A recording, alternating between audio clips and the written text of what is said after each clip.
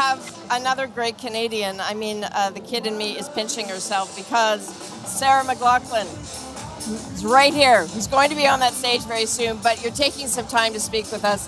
Thank you. So happy Thank to you. be here. I know we're fighting this great music, and I think we want to bop around. We'll figure it out. That and I'm old, so I can't hear Me anything. too. So it's summer. It's beautiful. It's the perfect day or It's perfect evening. It's a big stage, Yes. big crowd. Does this feel like home to you? Well, this the last time I played Ottawa. I think I played here, and as soon as I walked in backstage, I'm like, I know exactly where I am. Yeah, and I remember it being an incredible audience, and the energy. Like all day, I've been walking around all day, and like in the city, and the energy is so great and so positive, and I love to see. Most importantly, all the red. Like I'm wearing red tonight, so. I wasn't going to ask. I brought no clothes with me, so I had to go buy something quick and dirty, but I have a lovely dress on. But I love that all this red, there's so much Canadian unity and Canadian pride shown here today, and I just love it. I love being part of it. Nice.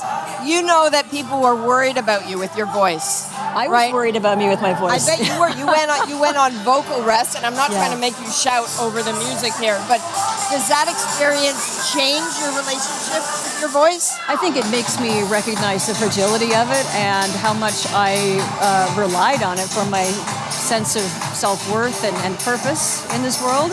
And the idea of it being taken away from me was really scary. But I also had to look at, it's a first world problem. Like I still have all my limbs, I'm still healthy, and I'm very, very thankful that it came back. So I did everything right, and it's this funny little muscle that is so fragile that, I had a couple of nasty viruses, I worked it too hard, and I damaged it. So I just had to not talk for 3 or 4 months, which was incredibly hard for me. No kidding. I don't think I can handle that, not at all. Yeah, it was hard. I'll tell you this, the last time that I saw you perform, it was June 2023, Joni Mitchell Jam in Echoes of the Canyon just outside of Seattle, Washington. Yeah. And what really struck me with that moment, Sarah, it was you sitting next to Joni Mitchell, on the other side, Alison Russell. I was like, this is a Canadian stage. I mean, I understand that there are other people here, but really this is sort of like a Canadian moment. What do you make of the fact that our greats, the people that we look up to, like Joni, I mean, they are representing this country. How do you think about yourself as a representative of the country?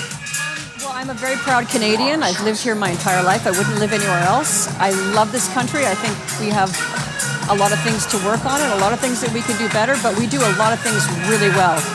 And I think particularly in this political climate, I feel like we've really grown together as a country, and I really love seeing that.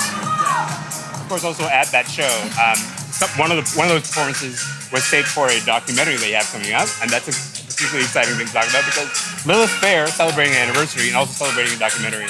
What's it like looking back at that period of time? Incredible. I just watched one of the final rough cuts, and I was filled with such an immense sense of pride for everything that we had accomplished. Like it was such a group effort. It was not my thing alone.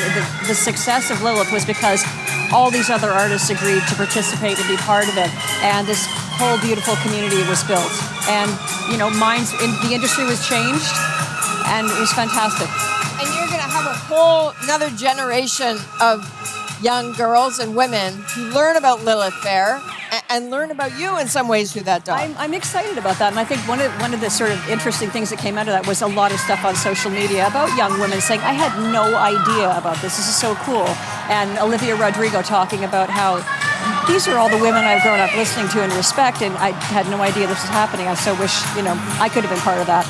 So it was very cool. Sarah McLachlan, thank you. My pleasure. We heard you rehearsing. I hope that's okay. We were listening. Yeah. It's fantastic, I'm so and it's going to be happy great. to be here. Right on. Have fun. Thank you. My pleasure. Thanks, Sarah McLachlan.